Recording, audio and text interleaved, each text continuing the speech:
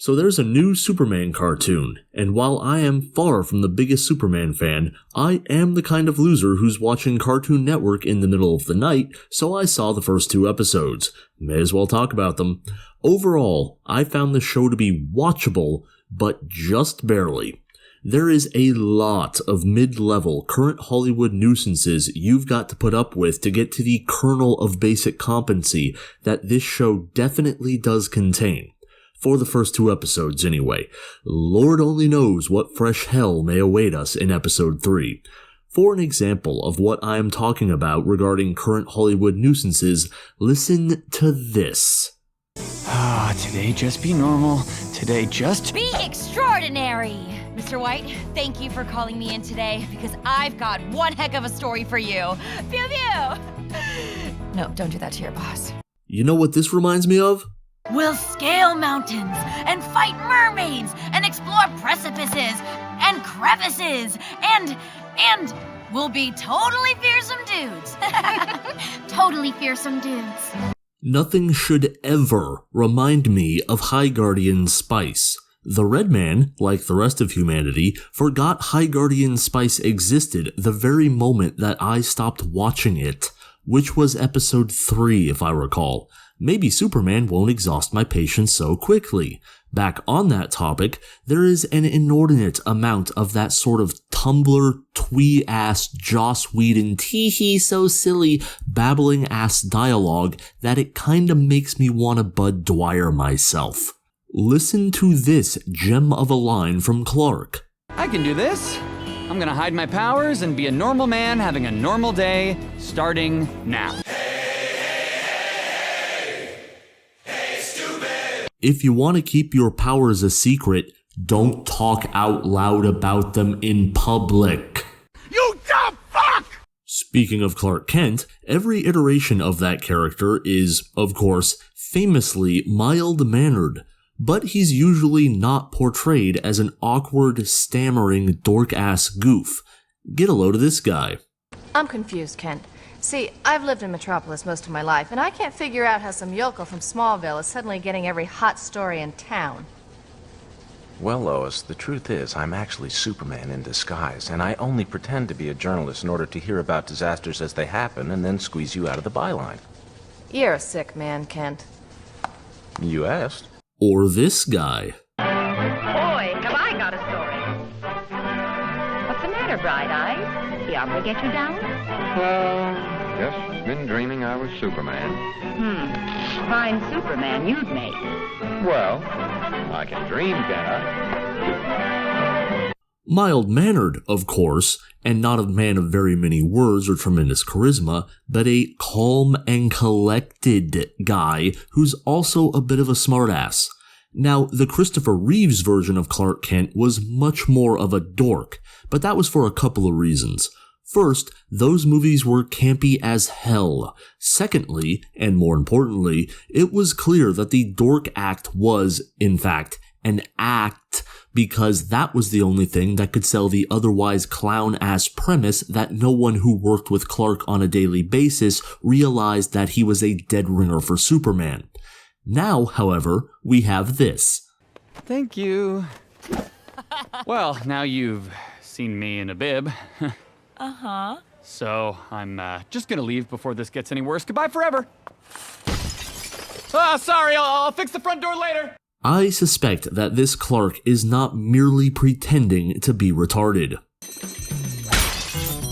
Hey, Clark! I'm Clark Kent, and this is a dream come true. Shoes. Oh. Why the hell is Clark breaking stuff? How has he gotten to what I assume are his early 20s without being able to control his strength and without accidentally killing a classmate by high-fiving them too hard? Just don't think about it. Speaking of characters, our deuteragonist, Lois Lane, is unfortunately a horrible moron. In the first episode, her boss tells her explicitly to not leave the office and to show the interns, Clark and Jimmy Olsen, how to make coffee. The very first thing she does is lie to Clark and Jimmy about what the boss said in order to take them out of the office to chase down leads. dumb bitch. Lois gets found out before lunch because, of course she does, there is literally no possible way she could have expected to get away with this bullshit. The boss, I honestly do not remember his name, has to call Clark about this, letting Clark know that Lois lied to him. We then get the best part of the first episode, where Clark calls Lois out for lying to him just to further her own goals and walks off. Thought status? Patrolled. You love to see it. I was truly astounded that, in current year, a male character displayed a backbone to a woman. Shocking stuff. And Clark being explicitly annoyed about Lois lying establishes the goody two-shoes Boy Scout sense of morality that Superman should have. Excellent. Within 5 minutes, Lois realizes she was acting selfish in lying to Clark to suit her own interests. This might just be the fastest character arc ever, but it is nice to see Lois learn a lesson about being a duplicitous shrew instead of having to suffer through another iteration of the girl boss is always correct and above reproach. Again. Excellent. Back on Superman, when Superman is being Superman, it's just on point. Superman is smart, effective, he beats ass, and saves people. To be clear, a current year cartoon adaptation of a legacy character has gone 2 entire episodes without assassinating that legacy characterization. Unbelievable. Simply unbelievable. This is what modern Western entertainment has reduced me to. I've seen the absolute bare minimum one should expect out of a Superman cartoon, and I am earnestly celebrating it. Unfortunately, this is probably the best we can expect out of a current year cape shit cartoon for at least a generation. On the topic of action, it was mostly pretty good. Nothing special, and the computer-animated robots kind of looked like ass, but otherwise perfectly fine. Just don't think about how Livewire's Electro suit allows her to telekinetically yeet people and automobiles around. Also, I think this is supposed to be Livewire now. No clue why she's now a black woman with a blonde mullet mohawk, but alright. The funniest part of the show so far was when this abject clown was trying to blend in with a crowd like she isn't the most conspicuous woman alive. But this lady has more characterization already than the original Livewire ever did, so I'm willing to roll with it. For now. Hey, it's Future Redman. Gotta chime in here real quick.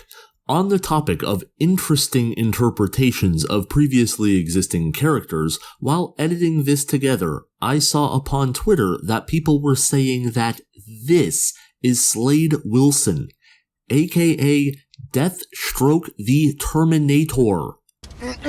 No. No. No. No. No. No. Hell no. No. No. These people are wrong. Slade Wilson is not a twinkish poof. Deathstroke the Terminator is not some lackey of Amanda Waller, and he certainly does not sound like this. You really think you're the smartest person here, don't you?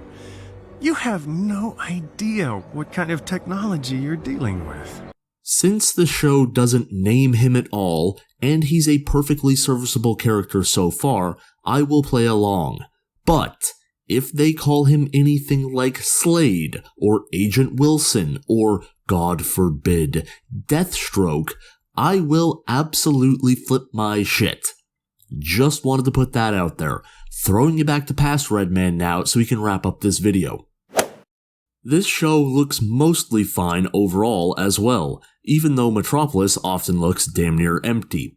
And it appears these cranes were simply not colored in? Kind of forgot it. What the fuck? How do you forget to color in the Never mind.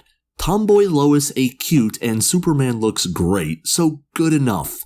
The final reason I am willing to continue watching this show is that, in the first 2 episodes, the show did a fine job establishing a multifaceted, overarching plot. Lois is trying to find out all about Superman as a journalist. Clark is trying to find out more about Superman as it regards his powers and alien heritage in order to be able to live with them. It is foreshadowed that Clark's alien heritage might be coming to Earth in the near future, and the government appears to be on the scent of all of that as the robots Livewire stole from them in the first episode appear to be alien themselves. Did you get all that? This is all good setup, and I'm interested in seeing where it goes, even though there are probably even odds that it will totally shit the bed. And like I said, I'm a loser who's watching Cartoon Network at midnight anyway, so I may as well actually pay attention. Maybe it'll actually just be kinda good. It'd be nice for something to actually just be kinda good and mildly enjoyable, even if Jimmy Olsen won't shut the fuck up. In the meantime, however, I'm going to the gym.